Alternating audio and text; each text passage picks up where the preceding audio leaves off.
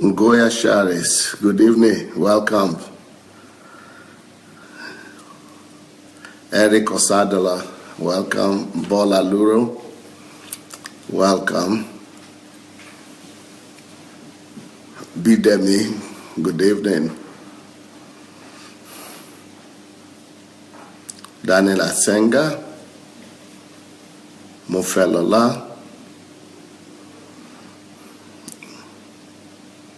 Anne-Marie,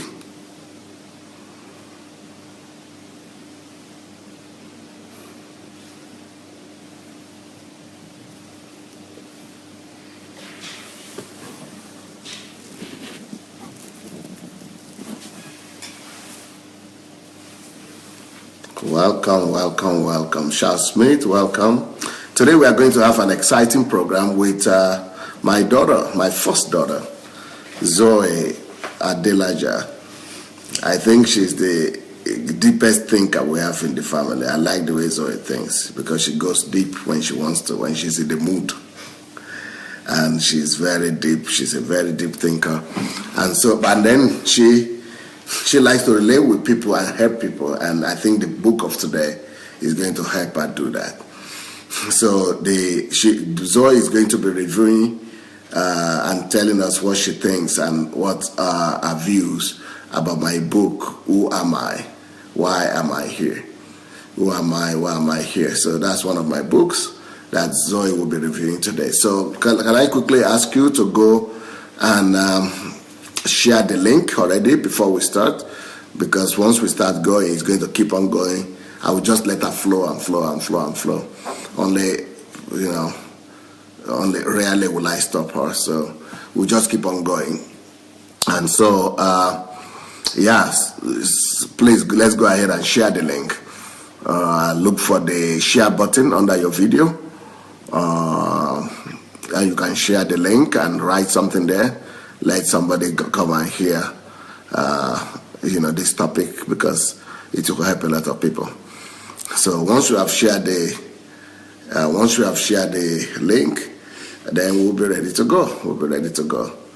So, hi ZOE. Hello. Well, let me show you right here. How are you doing today? I'm doing very well.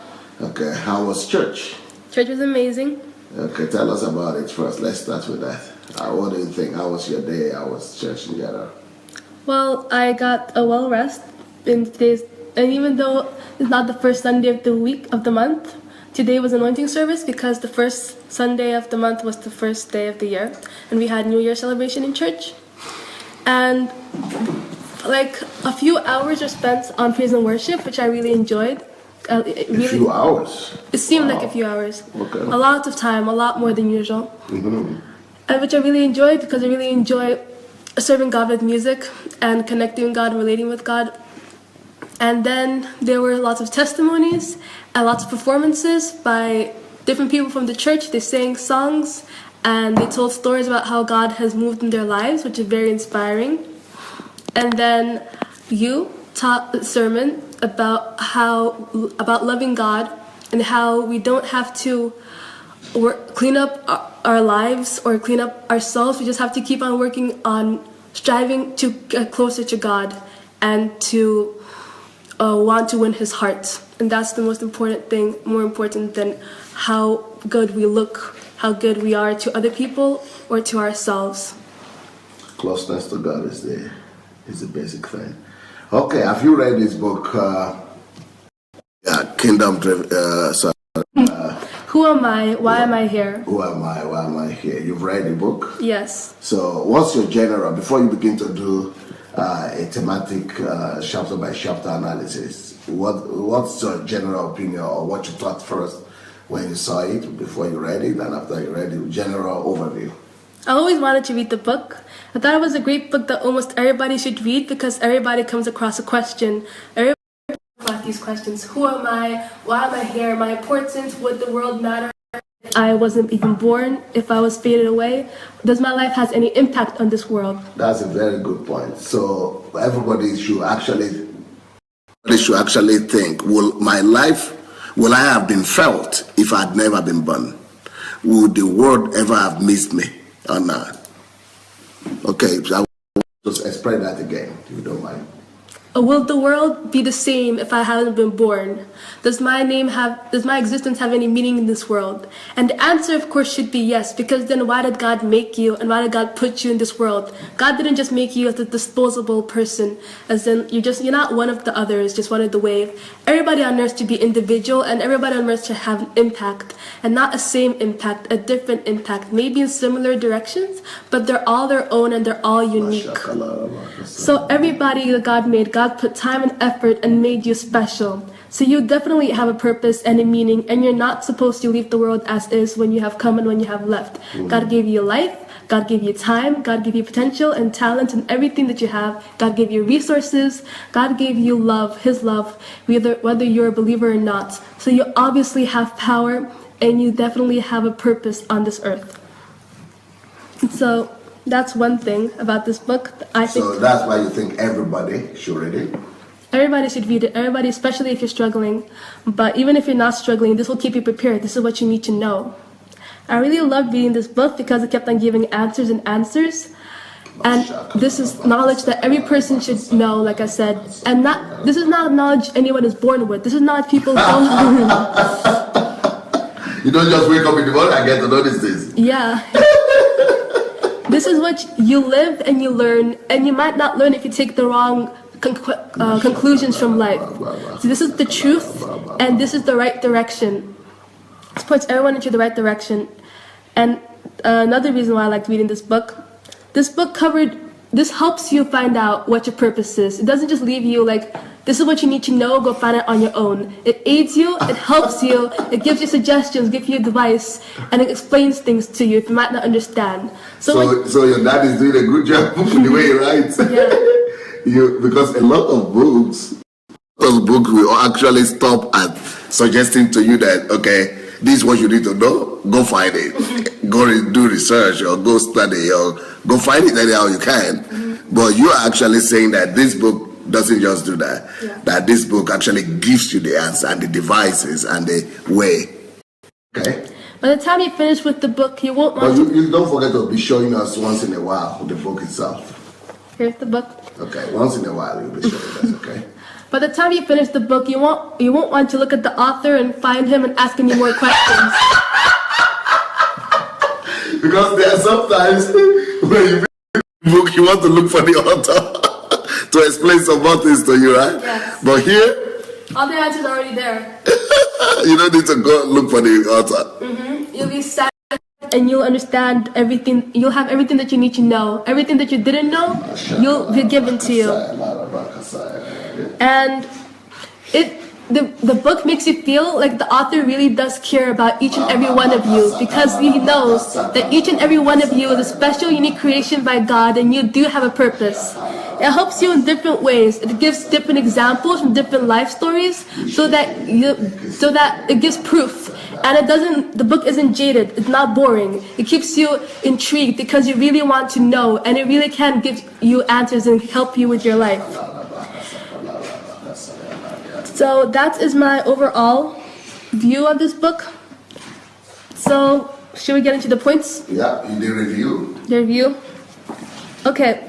So first of all, how do you define yourself? This is the first part of the book. Like, do you define yourself by your job, by your occupation, by your family life, if you're married, if you're not, by your gender, by your sexuality, by your citizenship? Because all those things are not legit. They all fade away. Like, if you identify yourself as a boy, you're not the only boy in the world, you know?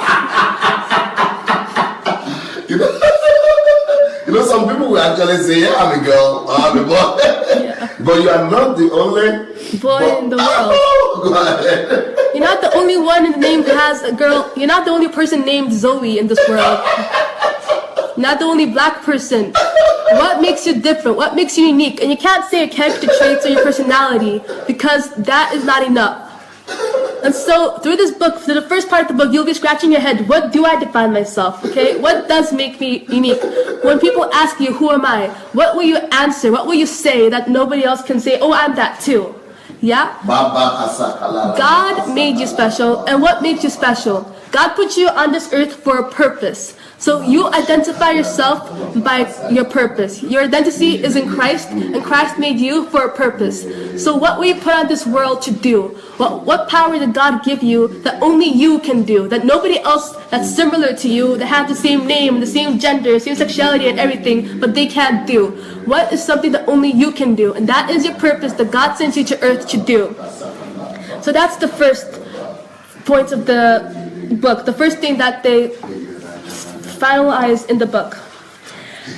Okay, your purpose, like I said, I've mentioned multiple times, it helps the world move along. It develops it and helps it. It's not selfish, it's not for yourself, and it's not pointless. Your purpose has meaning, and it is world changing. So yeah, it's important that you find out what it is, and you get to work right away. Now, to find out your purpose, you have to find out who you are, and that is your purpose. But it's not easy to be different from everybody else, to trust yourself and to trust God, to not go with the flow, to not do the same things other people are doing, to not be distracted by so many easier things. There are so many easy things out there for you. Yeah.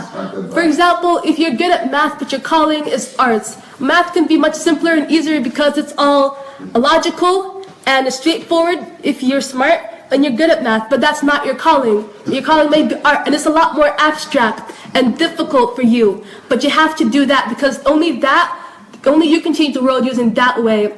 And nobody else that comes before or after you can do the same effect in this world that you can. And you can do it math like a cinch, and it'll be easy, it'll be nothing. But you won't even be satisfied because your heart wouldn't be in it. So you have to find out who you are. Find out who you are. Don't look at other people who you think have it easy. Look at yourself. Look within yourself. What do you like to do? What is your passion? What have you always liked and loved to do? What do you think God is calling you to do? What do you think you can use to change the world? And this takes courage, perseverance, and determination, because you have to be focused, and it takes a lot of hard work and a lot of pain, temporary pain from the world. You can be outcasted by your peers. Your social status might fall a bit, but if you know how important it is to find out who you are, that won't matter. It's all about the long run. All these people, they don't see far ahead. They're nearsighted. Or maybe they already know who they are, so they don't care that much about your opinion. But you have to find out who you are, and you have to work towards it. And finding out who you are is the first steps you have to do. So keep at it, pray to God, look inside yourself, what do you love, what is your passion, and work towards it. You have to write it down so that you won't forget, number one, so that when you write it down, it's more likely to happen because it makes it more final. Thoughts come and go all the time. If it's on paper, it's less likely to get lost. And studies have shown that when people write things down, it happens, most likely to happen. When you fulfill your purpose, you make a name for yourself in the world, for your peers and your family, people who know you, and for yourself. So that when you're in the crowd, when your peers, you won't be able to go with the flow because you are your own individual.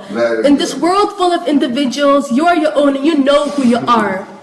There's an example my dad used about Ford, and he asked for the cheapest hotel, and he wasn't wearing very fancy clothes, and they asked him, why aren't you looking for the most famous hotel? That's Henry Ford. Henry Ford, for the most expensive hotel. Your son always looks for the most expensive hotels. And Henry Ford said, my son thinks that he is defined by that stuff, by materialism, by how rich the things he owns are, how expensive they are, and how hard they are to get. But I know who I am. I already made a name for myself. I don't need to prove anything to anyone. I already proved to the world and to myself, and I already fulfilled my purpose. So he already has a name for himself. So he doesn't need to prove anything to anyone.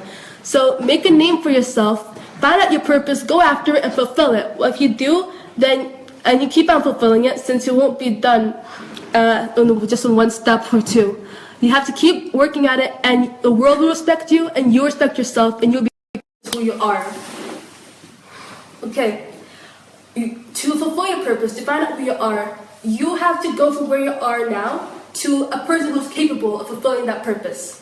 You have to work on your flaws. You have to gain some traits that you were not born with, because you don't have to focus on your external taste that much. It's temporary. It's like nothing. People remember you not for your looks, but for who you are.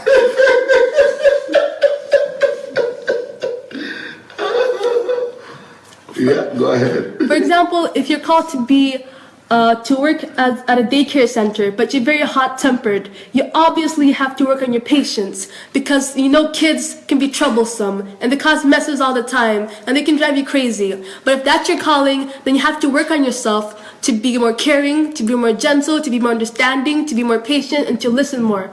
It's hard work. You don't just find out your calling and go after it. The journey has to mold you and shape you into a person who's capable of fulfilling that purpose, which is why who you are is your purpose, because who you are is a person capable of fulfilling the purpose that only you can do, that no other human on earth before or after you could or can do. We have to be not biomasses, but actual people. Because what separates humans from animals? Have you thought about that?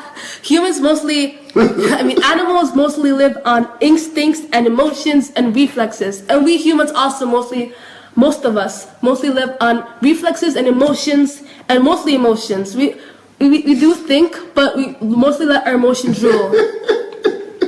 We have to think a lot more. We have to be smart. It's not that hard. Just take us some time apart to think. How will your actions affect the future? How will they affect others? Is it really worth it? Is it important? You have to think about, what can I do now that can help me with my future, with my friend's future, help me fulfill my purpose, help me become who I need to be to fulfill my purpose, and not be caught up in the moment of silly entertainment things. Not be angry. If someone pushed you, don't just push them back.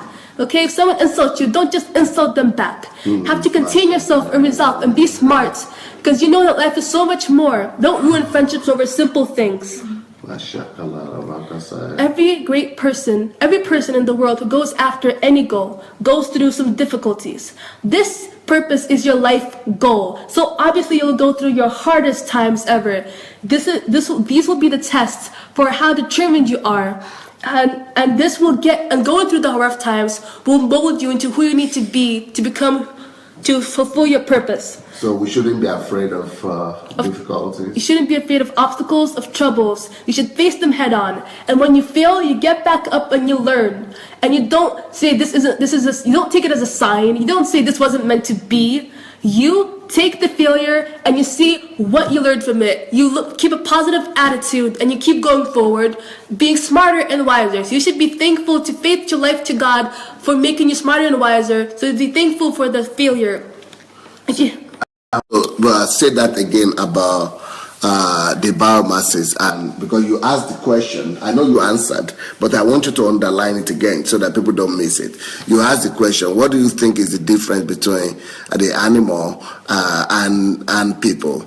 Because especially since people and animals have instincts and reflexes and things, but you mentioned it that because people still think that's what the animals can do, and we can consider things and we could have purpose unlike the animal. But so will you say that part again, please?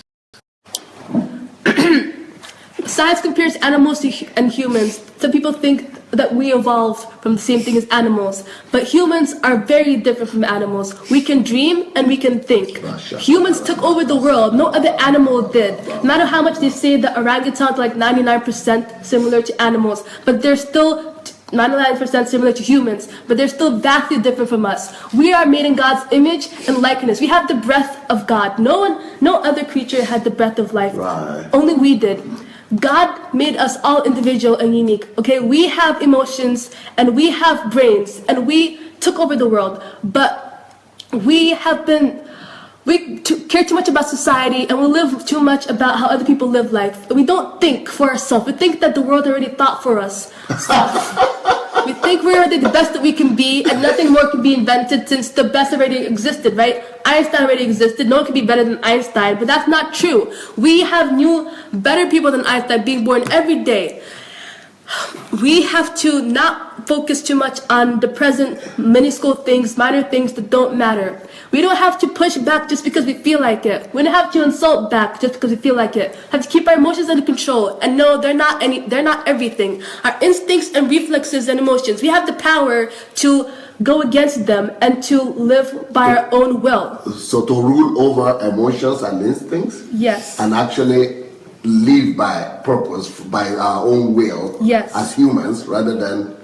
Unlike animals who just, all they have to go on is instincts and reflexes. That's all they have. They don't have anything to think about besides that, besides how to kill and to live and shelter and everything. But we're more than that.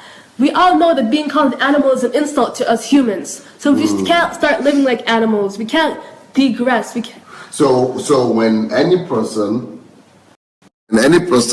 reduces himself to living or to acting just by instincts and reflexes and stimulus, that means that that person only uses the same functions or functionalities or instruments as animals, which makes him us the same as animals. But for us to be human, we must do all those things that you are saying. We must just take a step above and over. And it is what we do, how we do differently with our mind, with our will, with our decisions, with our goals and purpose, that really makes us to be human. Otherwise, we reduce ourselves from where God put us on top to just become like any other animal. But so very few people know this. Yes. For example, like I said in the beginning of this broadcast, all of us ask the question, who am I? Why am I here? Okay, that's already being human. But most of us shy away from the questions because it's too heavy. It's too deep. We don't understand. It's like, why do I have to think about this stuff? They shy away. It's too awkward. Like, who you will talk about it to? Like, I don't need a psychologist. Okay, I'm fine. We don't need this stuff. But we do. Once we answer these questions, how we go above these questions and find answers, we will be enlightened and we'll be able to rule the world. That's an expression. We'll be able to change the world, to affect the world, and we won't be forgotten. We won't be washed away. That's everybody's fear nowadays, to be forgotten. Everybody's fear is just like, you'll be born and you live a life, but it won't matter. But that doesn't have to be. That was never the plan. God gave you birth, God gave you life, so that you will live and you'll be remembered for doing something, for changing the world. Not doing something that only in your lifetime, but doing something that generations after you will remember. Brilliant. Brilliant. Okay. We have to, once we find out our purpose, like I said, we can't go there right away. We have to work on ourselves, work on our character traits, our qualities, and not so much in our appearance. We will go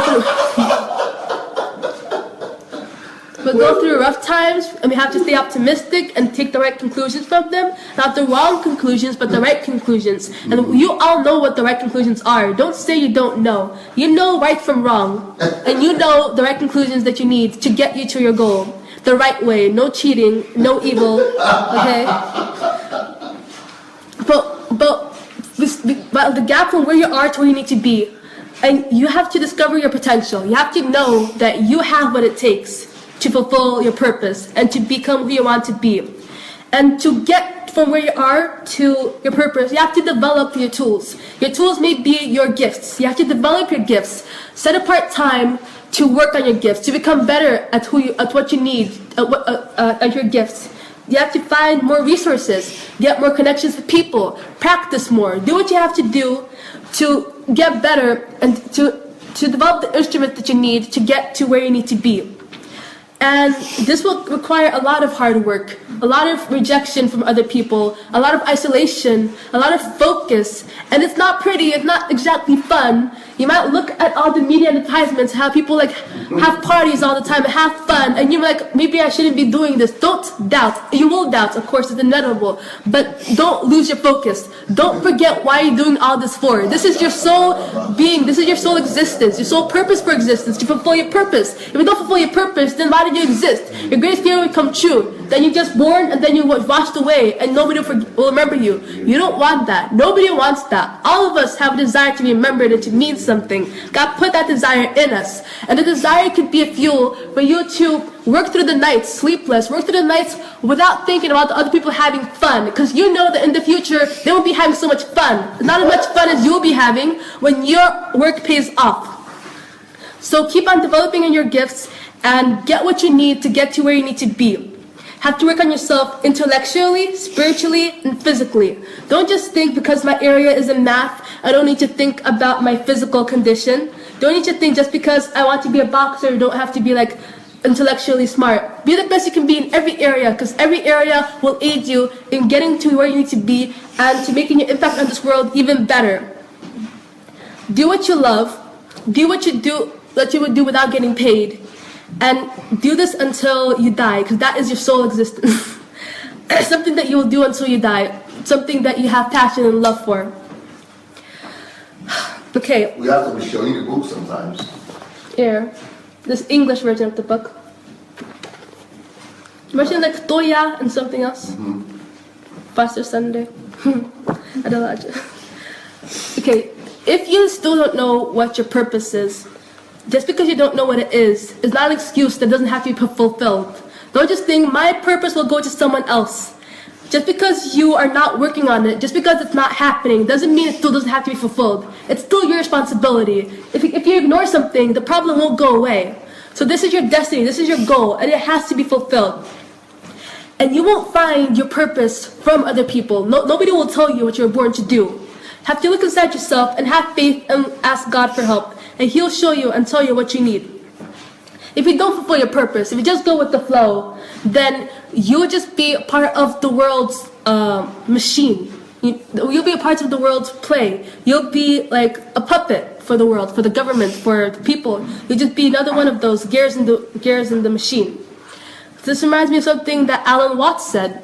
Alan Watts is a philosopher. He studied lots of different religions, and one of his speeches is like music and life, and it's about how if we don't have a certain purpose, then life convinces us and tells us that there's something in life that we want. Let's say it's success. People say that if you finish first grade, you go to second grade to third grade, then you finish high school and you go to college, because if you keep on going on this journey, you'll finally get success. You finally get what you want, like your purpose for living, right? And then you get a job, and a high-paying job, and then people tell you you're here, you have success, congratulations. But you don't feel all that different. You feel exactly the same, because it was all a hoax. It was a joke. They just used you, and you just played to their little song. You played to their little flutes and little music, because you didn't do what you had to do, your purpose, what you wanted to do. You just went with the flow, did what you were told, and you didn't once question it. And even if you did question it, you didn't go on it. You didn't stem from it. You just asked questions, but avoided them because it's too deep. Okay, so trust your inner self, and once you find out who you are, what you like, what your purpose is, embrace who you are. Don't be ashamed of who you are. Why would you be ashamed of who you are? Every person is wonderful and beautiful. And besides, God took the time to make you individually and to give you a purpose.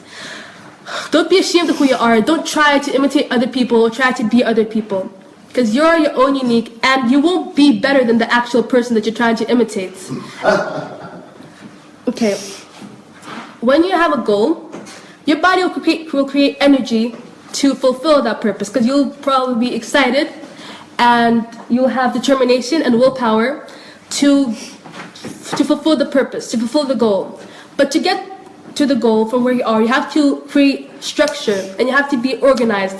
Find a path, and you have to be like structured. How will you achieve your goal every day? Every day.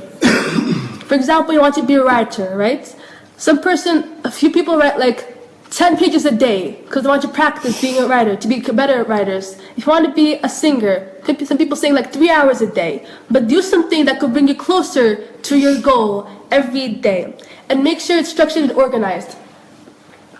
Write down a list of from where you are now to where you need to be.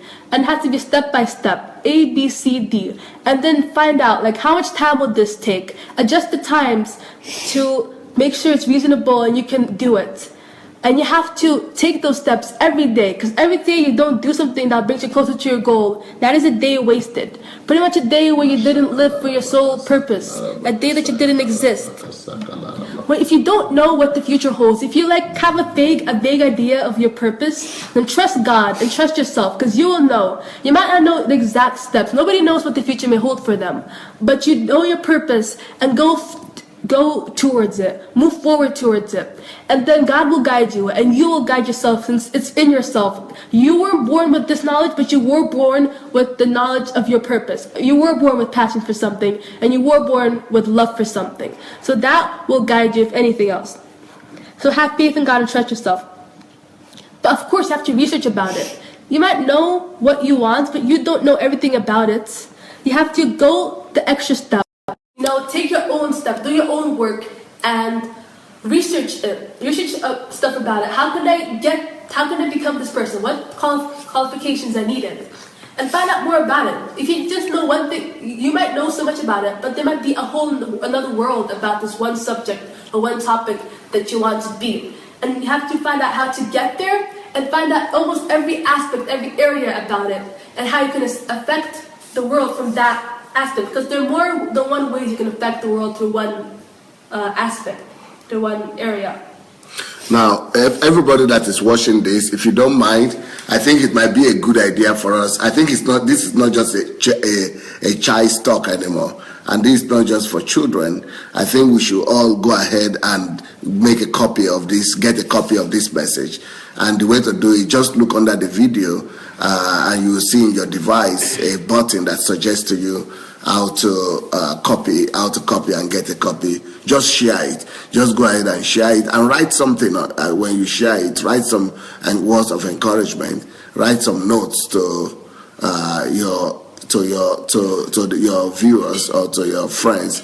So let them just be aware that this is a very serious business here, and it could help even your children or your friends or other people that might be on your platform. So this is getting very, very deep. This is getting very, very deep. So please, let's go share the link. Let's go. If you have not yet shared the message yet, go ahead and share it. Will you show us the book again a little bit and tell us? Tell us. The name of the book. Who wrote it? Who I Am, Why Am I Here? Sandey Adelaja, best-selling author of Church Shift. Okay. English version. Originally it was written in Russian. And within the first page is like, please excuse any errors since I wrote this book in Russian, like I've written most of my books, over 200 books in Russian. Yeah. Okay, like I said, research about your goal, about your aspect of life. And this reminded me of a quote I've heard by Mark Twain. I never let my schooling interfere with my education. So school might not teach you about some stuff you want. For example, you don't have to wait until college or university to learn some things. You can stay at home. There's so many things on the internet you can learn. Like, all the parents always like, you children have it lucky, you have the internet. Back when I was young, I didn't have the internet. I had to go to the library, la la la la. But we have it so much better, and we have to take advantage of what we have. And this is a great, because there's self-education, and there's education by other people. And self-education is probably going to be more successful since if you're doing it by yourself, you obviously have a drive, and you're absolutely going to want to do it. So don't let schooling interfere with your education or any other thing. Don't let schooling be an excuse, okay? Because schooling is supposed to help you anyway to do what you want to do. It's supposed to help you fulfill your purpose. But if it doesn't, then take it into your own hands. Don't let anything stop you. And there's another emphasis on how hard this will be to keep your focus. Because it doesn't happen in a day. It might take years. It might take decades. But you have to keep at it. It might take like your whole life. Maybe you'll only fulfill your purpose by the end of your life. But it will still be world changing. And it is still your purpose. You have to be constant. You have to be decisive. You have to keep pushing on. And it'll take a lot of hard work. When there seems, about the rough times that we said about failure, sometimes there'll be times when it seems there'll be no way out. Sometimes you'll be at your lowest point in your life where you don't know the answer. But you can't give up because you know that this is the only reason, mostly the only reason you were born. Always remember that morning will come and the sky is still blue and God is out there and He's got your back. And if God has your back, then no one can stand against you. And if anyone tries and dares stand against you, they definitely won't succeed. They definitely won't win. You are on the winning side because God is with you. And no one is more powerful, nobody is more almighty than God. So remember, you can do it and keep pushing on and persevere through. Okay, your journey to your goal. And even if you got to your goal, don't lose your values. Don't let greed get the best of you. Don't forget why you got here. Don't forget your roots. And on your way there, don't lose your focus and keep working at it. So the book suggests for you to have a set of values and beliefs before you're 18. Because most of the time when you're 18, that's when you leave your parents' house and you're thrown into the world, the real world, the big bad world. And that's when you can get swept away with everything and lose your morals if your morals weren't strong in the first place. So you have to have roots. You have to have a set of beliefs and values, like a code of life, a personal code of life that you live, that you won't compromise for, that you'll never break, and you only change if you're proven otherwise, and you're convinced that it's better for you. And you always have to have a backup and proof and reasons for your list of values and beliefs. For example, some values and beliefs can be what are the most important things in your life? Some people can say, my most important thing in my life is family and love, and I'll really respect and value honesty and consideration and kindness. And if these are your things that you won't compromise, that you won't trade, and you will never break, it's very important to have this rooted deep inside your soul, so that when life gets tough and people double cross you and they make you want to turn ugly and evil, you will stay strong and your mind will be clear, because this is your code of life and you will be on the right track. You have to have a good moral set of beliefs. Don't forget, your purpose / your calling is what you want to do. So people tell you to do one thing because you're good at it, but you don't want to do it, then it's not your purpose. If your purpose is something that you want to do, then you obviously why wouldn't you want to fulfill your purpose? It's something that you love to do. God put that love inside your heart and soul and being into doing it. There's been a fact. People who don't go after their purposes, people who don't go after their callings get different jobs, but their calling, they do it as a hobby. But it's been proved, there have been statistics that people are more successful at their hobbies than at their jobs, because they have more love and passion for their hobbies, something that they've always been drawn to. And if you're still struggling to find out what is your purpose, it could even be something that you hate because of how much potential it has and it's not being used to its full extent. It can be something that you hate. I'm going to stop you. If you don't mind, could you, when you are talking, because you are giving so much information out, is it possible for you to categorize everything you are saying? In the sense that if maybe you are going to say chapter, this is chapter 1 or chapter 2, or this is first part of the book. I'm not right now in the first part of the book, or the first 3 chapters, or the first something. Or you could give some questions and say, okay, how do you find out? So that you help people to orient. So that either you give a topic, title of the things you or the things you want to, of the area you are examining, or chapters or titles. Just say, I'm going to another point now, or at least give us some numbers, or say next point, or the next idea, so that people will be able to separate each point from another. Okay. Thank you. So another way of finding out what your calling or purpose is, like I said, it could be something you've always been drawn to. You could be confusing it as a hobby, and it could be something that you hate and it hurts you because you love it so much, and it's being mistreated by the world, and it's not being used to its greatest potential or how it should be treated in the world. So this is like a list of a way of getting to your goal, to your purpose. Like I said before, make a list, a specific, detailed list, everything that you need to get to your goal, and set the time. Like I said, that God, about your purpose and calling and knowing what it is. Like I said, that God puts the love and purpose of it into your heart and soul and being. And I have a quote by a singer. When she was only 17, she already became a sensation. And this is something that she said: I always knew since I was really young that I wanted to sing. I was just born with music in my blood, and I just wanted to do music so bad. I feel that everybody, when they're young, have something that they want to do. They want to spend their whole lives on doing.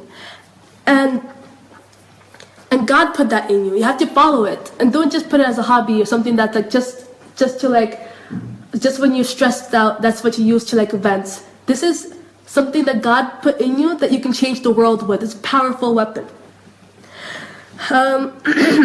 Now, to get to your goal, you can't do this alone. Okay, we already have God on your side, but you still need people's help. That's why we have each other. That's why we're not in isolated worlds. That's why God gave Adam and Eve. We need each other. We need partners. We need teammates, and we have to support each other and help each other, because we are human, and though we're better than animals, we still make mistakes. So we have to keep on serving, looking to God first, and we keep on remembering that we cannot do anything alone. But if someone on our team made a mistake, we can't completely blame them, because it's a team. And if you have a team, you have to look over their work, because there's always room for human error. So make sure that you do quality work by checking other people's quality also. Another way to get to where you need to be is to be an opportunist. Opportunist. There's always chances and opportunities, and usually they're not always big and loud and flashy. You have to look for them and dig for them and be careful, look carefully around yourself, because they're always opportunities and chances for something. Maybe they don't seem like anything big now, but in the future they may come in handy. So grasp anything that you see in sight, because you need to get as much as you can, and you affect the world as much as you can, and spread your purpose through as many ways as possible. Don't just stick to one frame, to one way. You affect the world in more than one ways, and you'll be known for an even greater way, an even bigger name. Okay, now this is the third part of the book that my dad was talking about, complexes and things how we stop ourselves from fulfilling our goal. Dad called these complexes that trap us in the past and keep us from becoming who we are meant to be. Complexes can be summed up as psychological effects from our childhood that have carried into our adulthood or teenagehood and stop us from taking chances or believing in ourselves, or they have different side effects. For example, we cannot rely too much on other people. We have to be more independent. Like I said in the few points before, we can't do anything alone. Of course, we need teams and partners, but we can't rely completely on other people. We have to be our own people. It's who we are, not who I am as a person, not who we are as a team. And we have to be independent, because God gave you a purpose. And you people in your team, they have similar purposes, but they have their own purposes. So rely on yourself and don't be too reliant on others. Be more independent. And I have a quote, and it's from a show that I used to watch, and it says, "If you want real happiness, you have to find it for yourself, not wait for someone to give it to you." You can't rely on others for the most important things. Like I said before, you can't rely on others for your purpose. You can't rely on others to give you all the answers. You have to be independent and get there mostly on your own, but with others' aid and help. Another thing, most people don't get to where they need to be because of the fear of failure. But like I said before, failure only makes you stronger and only opens your eyes to make sure you don't make the same mistakes again. And again, it makes you stronger, and it lets you see how to get to where you need to be in more ways than one. You tried one way and then go another way. You tried that way and then go another way. Because no matter what, there is a way to get there. Motivation for success is stronger and greater than the fear of failure. If you really want to be successful, to fulfill your goal, to fulfill your purpose, to make God proud and change the world, you will overcome your fear of failure. Like I said before, failure is necessary for success. When you conquer your fears, you get a higher self-esteem and you become more positive. But if you don't ever face your fears, then your self-esteem will decrease and you'll be feeling more negative emotions. And these are some complexes that most people go through. Criticism This is another point. Criticism builds character and helps with controlling emotions. So don't be scared of being scolded or punished. It helps you become a better person. It helps you not make the same mistakes again. Of course they hurt and they're not pleasant. Nobody on earth enjoys criticisms, but we have to appreciate the person for being helpful and take it to heart and change ourselves so that we can be better at achieving our goals and interacting with others and not making the same mistakes. It's like failure. Failure brings criticism and then it helps you change. Another complex is people with low self-esteem. They just become one of the many people. They go with the flow. Biomasses. Yeah, biomasses. They don't care about themselves, and that is a shame because you have great value. But people with low self-esteem, they don't care what happens to them. They just go with the flow, and they get easily influenced because they don't care, and they think that maybe if they go with the flow, they'll be accepted, and people look up to them and like them. But if you have low self-esteem, build your self-esteem. Prove to yourself that you're worth something.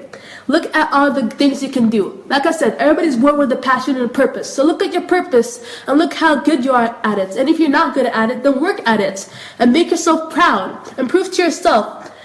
And make reasons for yourself to have a high self-esteem, to love yourself, to respect yourself, to be proud of yourself. And to be an individual and not like everybody else. To care about what happens to you. Be decisive. And don't compare yourself to others. Because everybody's individual, everybody's unique, which means no one is the same. Okay. And the last one that I think is really important, I think is the biggest one. This is like the mentality of winners and losers. Don't be a sacrifice or a victim of life. People are born in different families, some rich, some poor, okay? Some people don't get the chance of education. But that doesn't stop, if you really want to fulfill your goal, your purpose, that doesn't stop anyone who has the motivation for success to get to where they need to be and fulfill their purpose. There's a person who didn't go to school and he was poor. He became one of the best mathematicians and scientists and everything. Mathematicians and scientists in the world. And it was proved, and his theories 100 years later were proved to be right. So if you really want to fulfill your goal and for purpose, make sure you come out on the right side of life. Don't let life dictate if you're a winner or a loser. You dictate if you're a winner or a loser. You find your way around it. Let me give you clear. You can get some water, clear your nose, and get some break while I comment. And I encourage people to read, to share the link.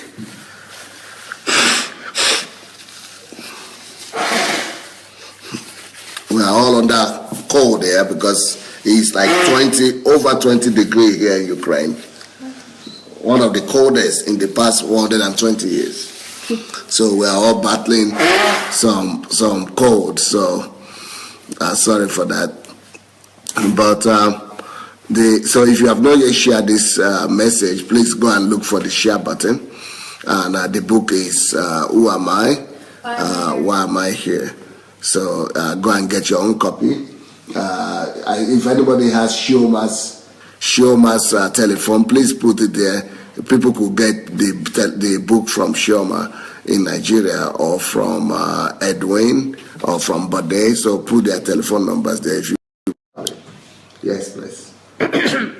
And the book ends with, if you have to find out your flaws in your mentality, if you have any of these complexes, like if you have low self-esteem, or you don't believe in yourself, or you think you don't have a purpose or a point in this world, or you were destined to be a loser, to find out your flaws, your negative thoughts about yourself, and reprogram your mind to think like a winner, and to know that you have a purpose, and you're put here to do something that no other human can do, or no other human will be able to do.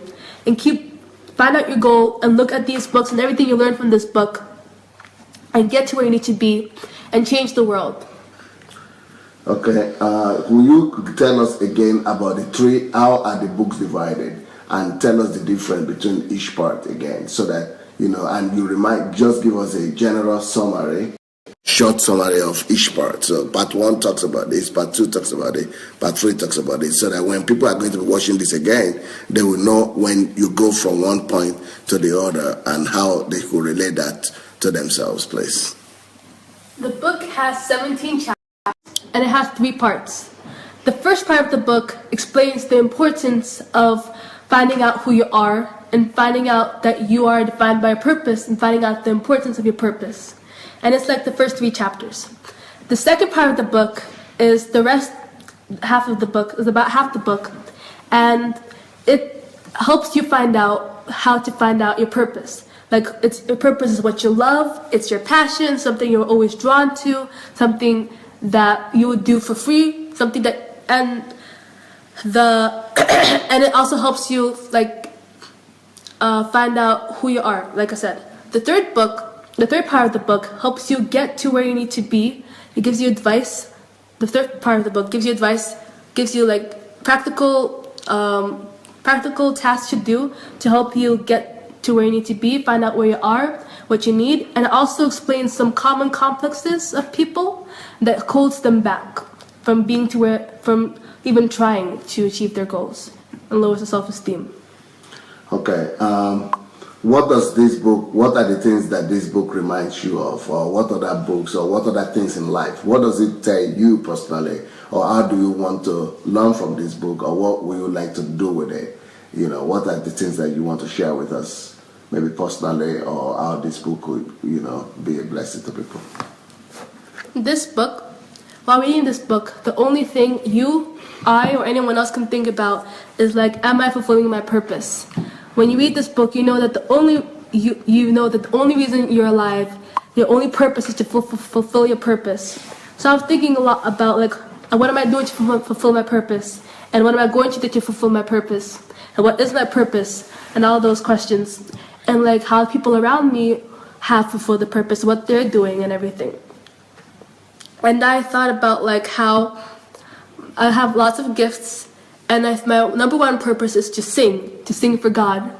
And there are lots of different genres, lots of different ways that music is made these days, and I love all of them, and I want to learn more about them and how I can like be a singer that can be listened to by more than just one type of people, by different types of people, different areas, Christians and non-believers. And like people who listen to this genre can also listen to my music if they listen to different genres, can be played on different radio stations. And like even like in Japan they have a thing called Vocaloids, that's like electronic music, electronic people that are singing, not actual people, but it's still a type of music. So like any type of music. And there's like another one that's like their faces aren't known, but like they have like animated versions of themselves that Is that also in Japan? No, that was in America. Okay. But there are different ways that music is known for and different ways that they become entrepreneured. So that's one thing. Another thing is art. Like I like to draw, but there's so many other ways that paintings are formed. Like for example, pencils, there's pens, there's markers, there's sand paintings, there's watercolors paintings, there's like acrylic painting, which is so many different. There's digital painting, there's painting with a tablet, drawing with a tablet and painting with a tablet. And there's like, I have a friend in Sweden and she's like, she draws and she paints and she uses feathers and glitter on this great big canvas of paper, and she uses everything. And I think that for me, art would be the hardest because there's like limitless ways of how to draw, create paintings. You can use anything. You can use like tissues in this to make snow or something on the paper, to glue tissues on paper and make snow. And on digital, there's so many things to learn. And I'm excited because there's so many things you can create with art and drawing and paintings. And I also really like to write.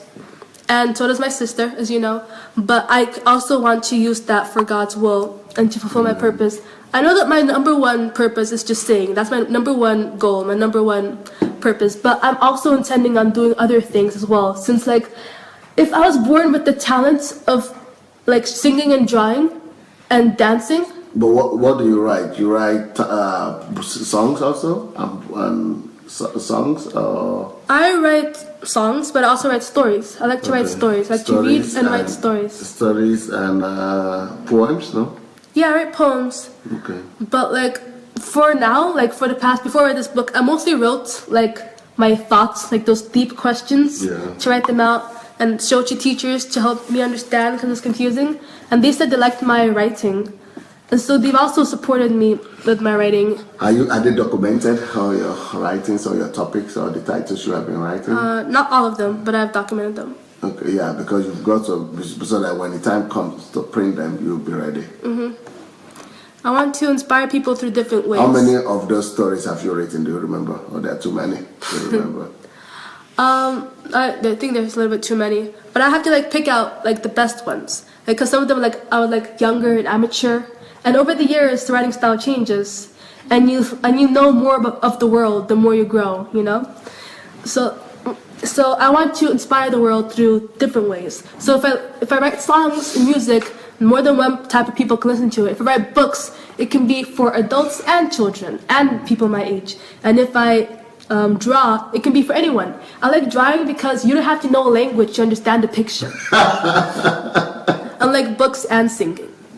And there's complete creativity. There's even abstract is considered art, even though it doesn't make any sense. And you can convey emotions. And I also want to learn how to write music that moves without any words. I think that's very hard to do. Music that moves without any words. You know, like violins and different musics, different instruments put together can like make you feel emotions. And there's not even a word, it's just a title, you know? That for me, that's pretty hard to do. But I want to learn how to move without even using words. And if I make a composition that moves without making words and then even add words to it, it should be like a double blow. Beautiful, beautiful. So these are the things the conclusions you are coming to? Yeah, like I had these before, but I just started thinking more about them. So what are the books you read? The books I read? Or maybe some of the books you read that you want to share with us? Because I know that you read, you told me that you read Voltaire. Oh. And some people don't even know who Voltaire is. So I know that you have some other people you have read, some other books you've read, or some other authors you have read. Well, like Voltaire was for a class. Okay. It was a class we were reading the book Candide. Yeah. And like we couldn't have read it without the teacher because we didn't understand. She had to explain and give us the meaning and depths of the story. And like I really enjoyed it, and it really helped me with my optimistic views. How foolishness versus seriousness. Yeah, seriousness and like a practicalism. Yeah. Like there's an optimism that like maybe angels will come from above and save me, or there's an optimism that like maybe my friends will come through and something realistic rather than something supernatural. But you know what he was trying to do?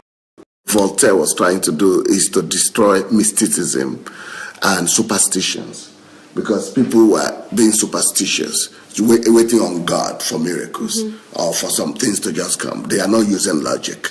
And he was saying, no, calm down. Your life is in your hand. God has given you all the power to live the right life.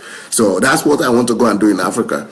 I tell people that I want to be the Voltaire of Africa, of Nigeria and Christianity, that we should know that God has already given us everything that we need to make a living. You know, those things are teaching us, the things that we already have. So instead of him writing in form of self-help directly, like I wrote mine, he's writing in a creative way, in an entertainment way. That way it's easier for ordinary people to be able to, understand and laugh and relax, and, they get it better. Just like doing a movie as well. Yeah. The conclusion of Candide was we must all cultivate our own garden. Remember, that's the last line of the story. And that's what I also talk about, also cultivate your promised land. I call it promised land. Yeah. And like I'm watching a thing about like movies, and there are two different kinds of movies. Back then, it was like they made movies where the characters learn from their own mistakes, and you would learn with the characters. But you had to like rewatch the movie and think back and see how the characters has grown from the beginning of the movie to the end. While nowadays, people in the very movie, they tell you. Is that the history of movie making? When was back then you were talking about? Like the beginning of Walt Disney, not that long ago. But nowadays, the movies that like become more famous are movies that tell you how the character has changed. They don't make you think. They tell you this happened in the story. This is the moral of the story. the character learned this and this and this. But back then you had to like, you could experience with the character and you could understand, and you had to like think and get your own conclusions from the movies. So there are two different ways you can learn, two different ways of teaching they have in the movies. And nowadays they just tell you outright, most of them tell you what you have to learn from the books. This is what you have to get in case they're worried, in case the production didn't get it across. But so that's something I've watched recently. But I want to like, I think it's important that everybody gets what you're trying to say, but you have to like have a little faith that they have to think for their own and get their own conclusions. So it's better when people think by themselves, for themselves. Yeah. Because then they become human. Then they are not biomasses that just do things according to motion automatically, but they use their mind. Because nobody in life will tell you outright what you have to learn. I mean, like, thankfully we have parents that tell us the values, like my parents, but not everybody in life. Like I said, nobody's born with the knowledge. I read different types of books. I read books about reformers, great people in history, and also read storybooks because I want to learn about elements, how to make a story intriguing, but also so that people learn for their own, for my audience can learn for themselves, but also makes it like a story. So not too much like a telling you, but like it intrigues you, draws you in, and gets you to make your own conclusions. And the character makes his own conclusion, but it doesn't have to be your own conclusion. The character's conclusion in the book and your conclusion can be different, but as long as you both get something out, and there's a great emphasis on the right conclusion. So that's to improve your writing style. Yeah. And to be able to make you, but you could also not just be doing writing that way. You could actually be doing movies as well. The animation have to practice. Animations and production and movie production. Mm-hmm. So you said talking about personalities in history that you said you've studied. What are some of the personalities in history that inspired you or that are good for people to know about, to learn from, to play from? I remember one about Nelson Mandela, for example. He changed his whole country.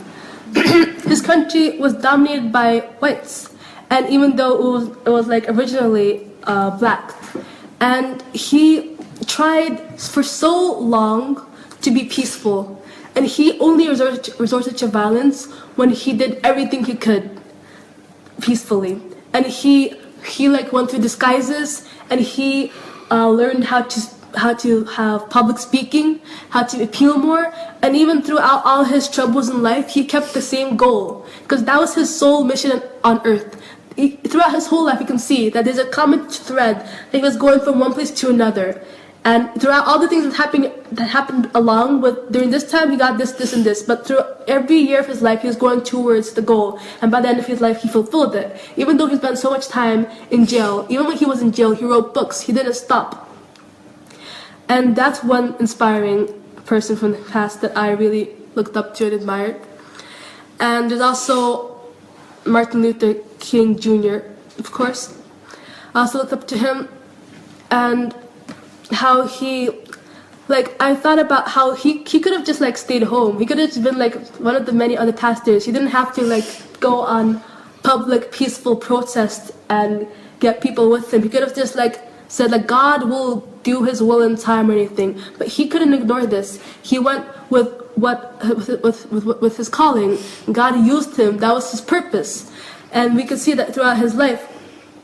And that's he had a great impact on civil rights movements and getting blacks and whites the same rights. Because he didn't like make the Emancipation Proclamation, but if he hadn't been born, if he didn't do what he had to do, I mean, it could be a very different situation for us now. It could have taken much longer, or the world might not be the world that we live in today. Yeah, I want you to remember some other heroes of history that you could refer to that reminds you about this book. Who are some of the heroes of the book that actually discover their callings, discover their gift, they developed them, they actually did these things and they became famous and they are not forgotten. That's why like you said in the beginning, nobody wants to be forgotten. Who are some of those people that actually, that are good examples for us that we could, apart from Mandela and Martin Luther, or maybe some of the writers also, or there are different ways that people cemented their memory. So who are some of the people you would like to use as an example for us that really did that?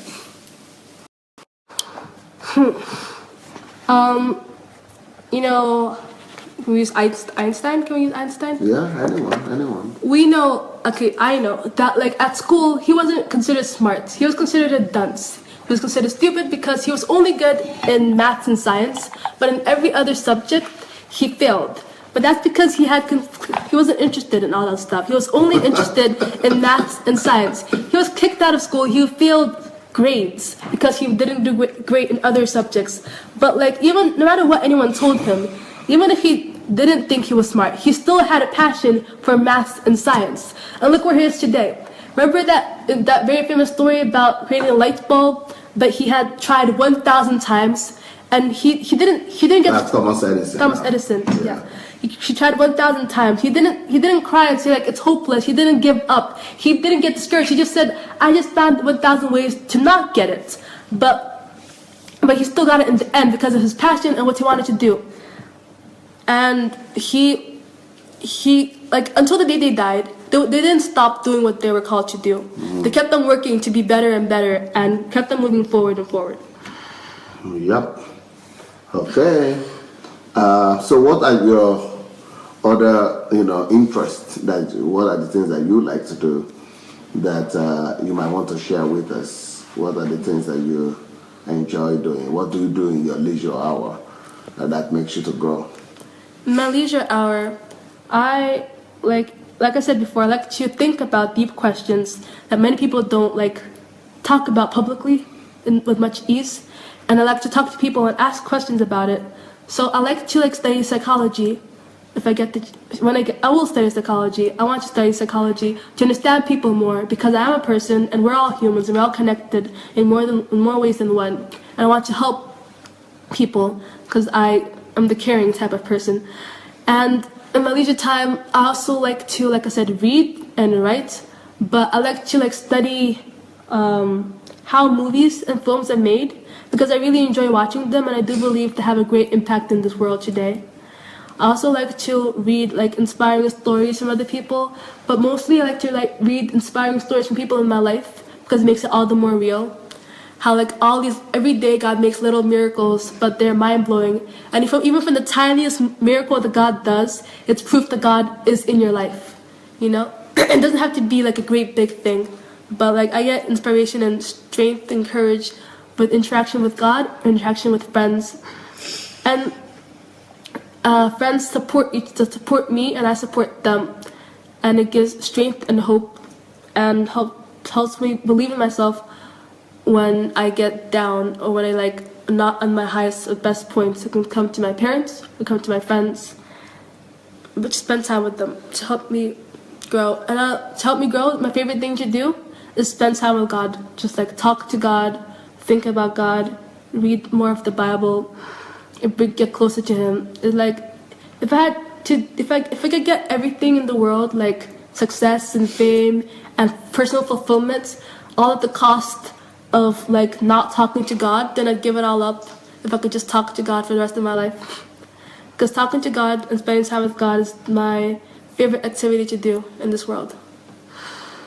So in 1 year or 2 years time, finishing high school?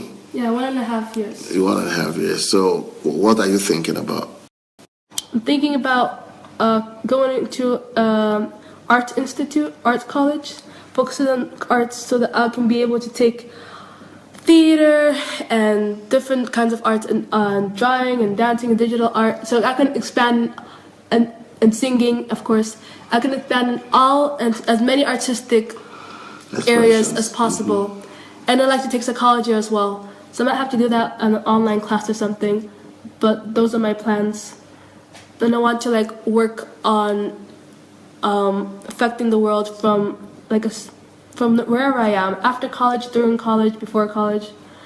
always want to work, because the more every day I learn something, and I want to put it into application and help people.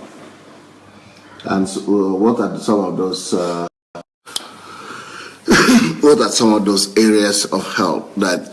Because you need to create a platform to be able to get to people to help them. One, of course, is music. One, of course, is writing stories.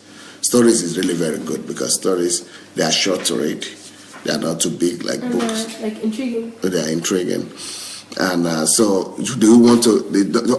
Tell us what are those things that will make you, while you are still studying, to be affecting people, and after you finish to be better. What are those things? The ways you want used to affect people? Like I can like post stories or poems or anything online, and I could like share my experiences, like as an aspiring artist or an aspiring actor, inspiring writer. I could share my difficulties to give inspiration to other people who are also aspiring to be artists and writers, to let them know that they're not alone. And when I get to my success, I'll show them like I went through these difficulties too. Nobody got here for free. Nobody got here fun. It wasn't easy for anyone. So I like to post my journey online to inspire and give hope, because I get hope when I found out that like the greatest artists once like didn't draw as well as they do now today.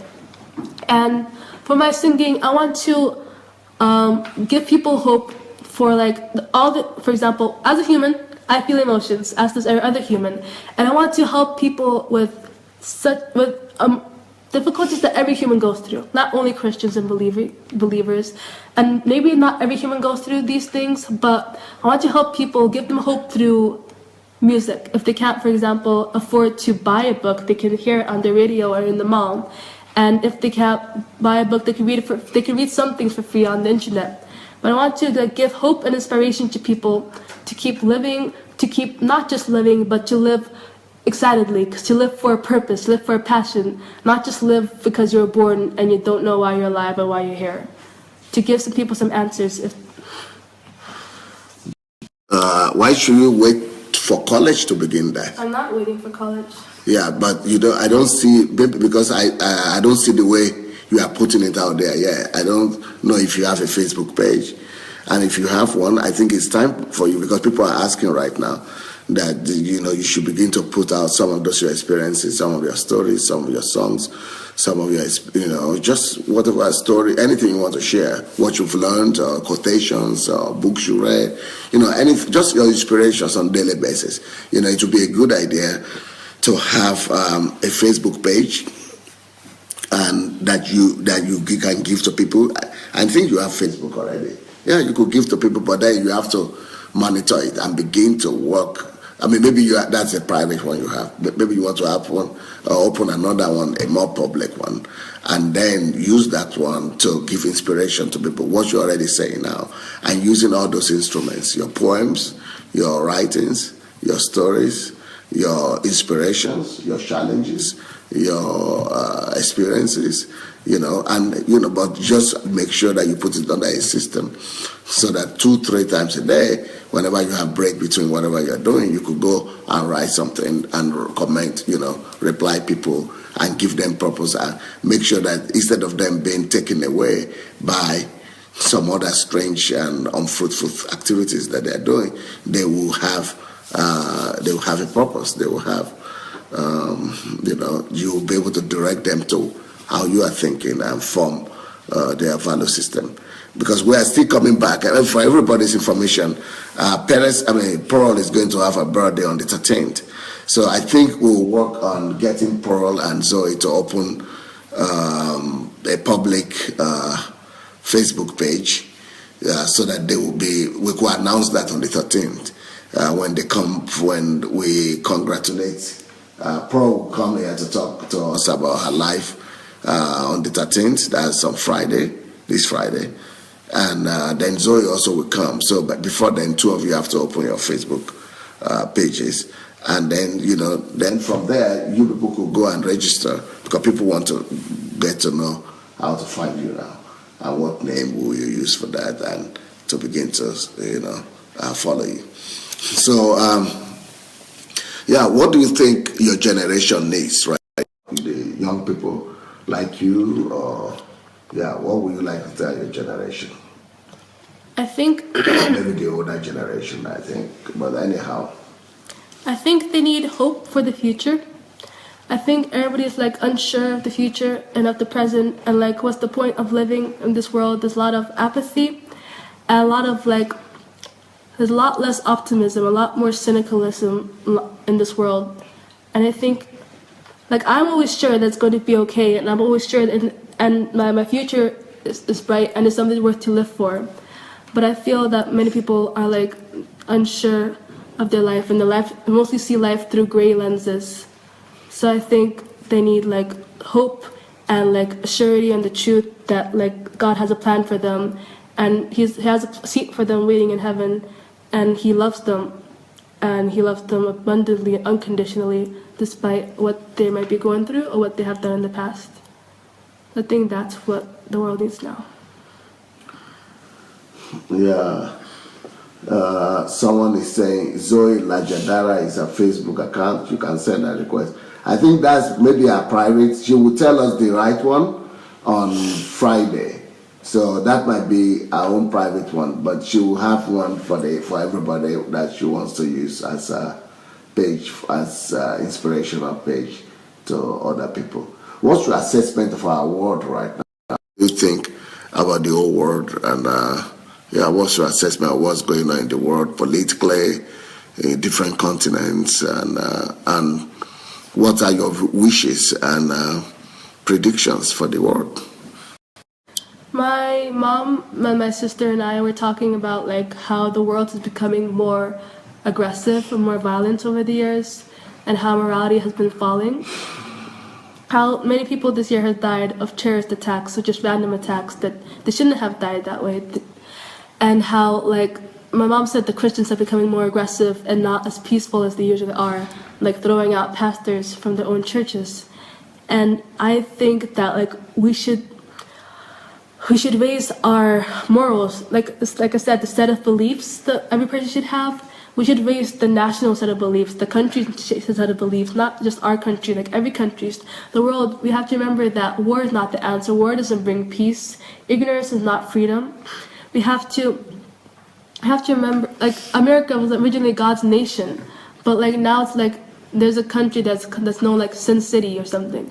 We have to remember that we want peace, and we can't be animals and just kill whenever we feel angry at the cost of our lives. We can't just let our emotions rule us. We have to think and be above, because we can all be better than we all are, because we all have brains. We can all control ourselves. We can all choose to make better decisions. So I think that's what we need. Who's your favorite writer or? I don't have a favorite writer right now or author, because if I have just read all of them to learn something from all of them, right? Mm-hmm. Yeah, I don't want to be like too on one thing. Have a wide range. That's what I like too. People ask me for my favorite book, and I say I don't know, because I just gain from everybody. I gain knowledge from everyone. Okay. Let me see if people have any questions. Let me see if there are some questions here for you.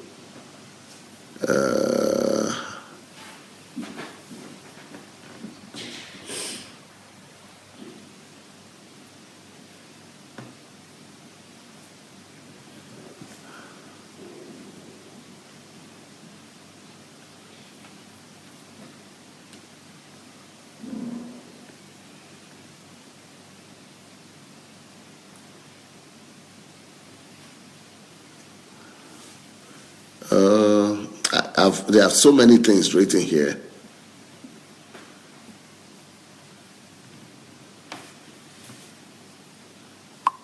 I think you have to go and read these things yourself. Okay. And go and respond to them. Okay, somebody is saying here, most of 16-year-olds are more concerned about the mundane things of life, like hair make or makeup or Snapchat or boyfriends and things like that. But looking at you today gives a lot of hope. What do you say to that about people, about what young people are doing? They have to be focused. I mean, like, it's obviously very natural for people my age to be, like, concerned about their hair and makeup. And they're not bad things. Just, like, depends on how much focus and how much attention you put to these things. Because I'm sure everybody knows the important things of life. And they know that makeup isn't important, unless they want to be, like, a makeup artist or something. But I think they're just, like, trying to keep themselves occupied. Oh, okay. Try to keep themselves occupied from the real things of life. Maybe. Could it be because they don't know their purpose? Yes. Or they just too lazy to work on it. Maybe they'll work on it later, whenever later comes. So why is it that you are not concerned about those things? That's, I think, what they're asking. I mean, I never really was too much about makeup because I'm already beautiful. And makeup helps the already beautiful to look a little bit different. But I like my face. I look at it every morning and every evening. And my hair is like, I like it too. Attachments. And like all these things, they're more like entertainment. And they're interesting, but they're entertainment. And entertainment is not ever supposed to take a majority of someone's life or time. It's just supposed to be like relaxed events. So like a day at the spa, like it's just for fun. It's not anything serious or important unless you want to like have a living, but living off the entertainment. Like you want to help braid hair or be a fashion designer or anything. Maybe and then it's important. But like if I listen to music a lot because I want to be a singer, and I read a lot of books. I mean, not a lot of. I like to read books because I want to be a writer, and I watch movies because I like to be an actor and all that stuff. So I just focus on what I like. So the idea. So what I say is that what has helped you in not being like distracted by those little things, empty things in life, is because you understand purpose, and you are living for purpose, for a greater purpose. Well, that might be something to communicate and to help other people, young people, to discover their purposes and to help them to also avoid this kind of emptiness, because you probably know that not everybody had the opportunity to grow up in such a family like you, and so somebody needs to tell them. And sometimes it's even much more effective for them to listen to a young person like them, telling them how to live, than their parents or their teachers. Is that something you like to do? Yeah, I'd like to give advice to people my age, people who never got to be raised properly. I like to help them. Say it's not too late to learn, and you're not too early to learn either. I like to teach them some secrets of life, some keys of life that could help them to become better people, to be above the normal people, and to let them think more rationally and logically. And it makes more sense. It makes more sense than spending your life doing nothing, because every day is a day that you won't. So you've read how many of that book have you read, and what do you think about Pastor Sandey's books? I read a few. I haven't read a lot. Yeah, mention some of them you've read. Like Money Won't Make You Rich. Who Am I? Why Am I Here? And Why Bad Things Happen to Good People, the dedication to Miles Monroe. And I read another one, I don't remember which one it was, but I read those 4. I think the other one was Time is Life or something, that one. And I think that is very good. Before I even started reading this book, I knew that this wouldn't be mundane, because Dad has a way of keeping his audience intrigued. I know that Dad puts examples in the books, and every book, almost everything he has an example and has facts, scientific facts and everything, studies. So it really convinces you and lets you know this is legitimate. It's not just opinions, and it's not just a hoax. And you know that he's writing this with the intention of helping you, not with the intention of showing you how smart he is or anything. So that's what I think of his books. They're helpful. that's their purpose, to help. Well, for people who are wondering where they could get the books, if you are in the West, in UK, US, you can get any of my books on Amazon. So just go to Amazon if you're in UK or if you are in America or anywhere in the Western world. Just go to Amazon and write Sandey Adelaja. That's my name. And my books will come up. And you'll be able to get as many of them as possible. And also, that's it. And if you are in Africa, I see the telephone number of,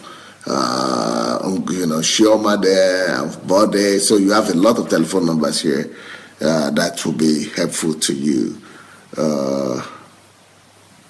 Now, we have a few people here, but they are mostly Russian speaking. But still, let's find out. Maybe they will have questions for you. We have one lady for sure who speaks English. Будет какой-то вопрос к Зое? Зададите, и я переведу. Можно по-русски задать, а я переведу. You have any question for Zoe? You okay? Вопрос будет к Зое? Я без камеры, да? Без камеры. Я на тебе не покажу, если ты расскажешь. Вообще не снимать. Не снимать? Нет. Ага, я понял. Okay.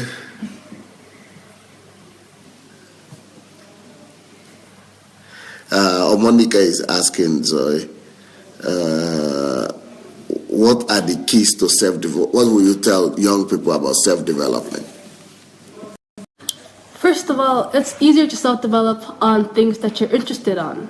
Every time I find out a new musical artist, I always go to look up their biography, how they got to be famous, what brought, their past. Because I'm interested in this stuff, in music.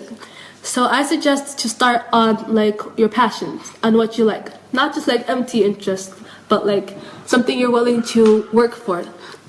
And if you want to be better at something, then I suggest you do that. You self-develop in that too. If you want to if you're on the track team and you want help with how to run and with a better stamina, you can look it up and how to run longer and better, faster without getting tired as quickly, and practice because it's something that you want, something that you're interested in. I'd recommend you start with those things, because it's a drive. Like I said, if you have a goal that you're really interested in and your heart's in it, then your body creates energy. You get excited. Excellent. Okay.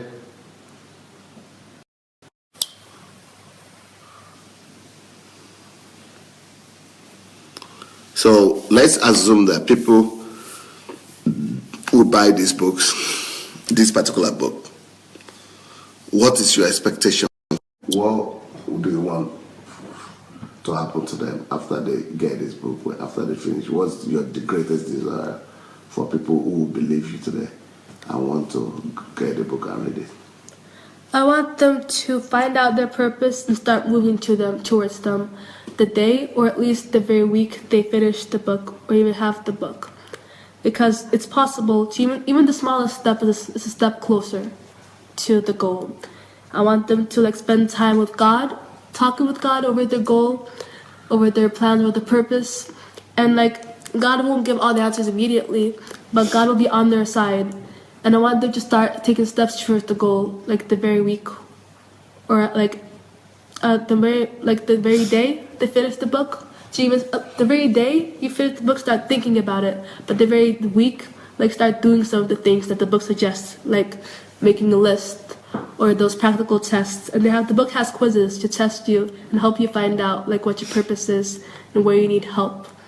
So my greatest wish is they take it to heart and they actually want to make it a goal to fulfill their purpose in their life. Someone else is asking, what are the best ways to overcome laziness? How do you overcome it, and what do you advise young people? How can they overcome laziness? A great way is determination. It's a very great important thing. Something my mom makes me do is make a list of make a plan of what I want to do today, right? Wake up in the morning, brush my teeth, eat, play, and then when I'm going to do this. And so I usually make a schedule for myself. And if I get carried away, I just think about usually the thing that I want to do, like something that I like to do, like draw or like read a book. And like I just think about how much I love doing that thing. Like if I want to read a book, like I'm at an interesting spot, so like I want to finish the spot. And if I want to draw, I think about how I feel every time I finish drawing a drawing, or every time I draw, and think about how captivated I get in it. And that usually gets me to stop what I'm doing, to just go and like devote myself to doing whatever I have to do. So you think about the gains, about the pleasure at the end of that activity, rather than thinking about the difficulty that it takes to do it. The difficulty only like increases the laziness. Okay. Well, that's it. You people don't have questions. It's been a long day for us. Yes, Papa. It's been a long day for us.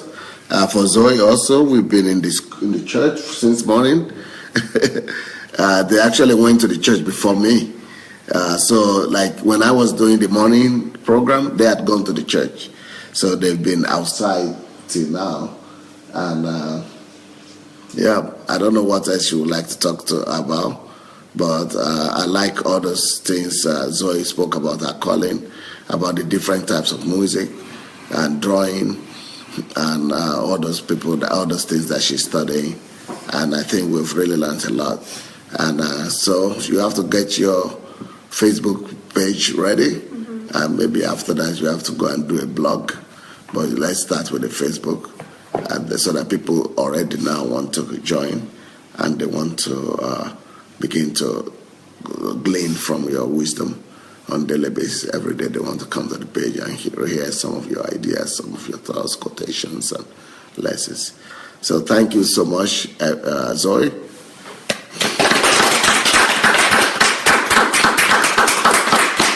Good job. I think you will have to read the comments later.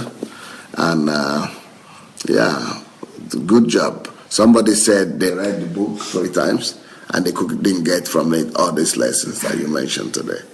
So good job. But we'll meet again with ZOE and Pearl on Friday. That will be Pearl's birthday. And then they will come back and ZOE will say a few words about, having a sister. And then, you always, and then she will also share with us what's her Facebook page where you could all go to see what she's doing. And I think Pearl will also share her own page, and you could begin to follow them from there. Thank you very much, everybody. Have a wonderful day. Bye. I'll be back tomorrow morning. Of course, I'll be back tomorrow morning. Bye.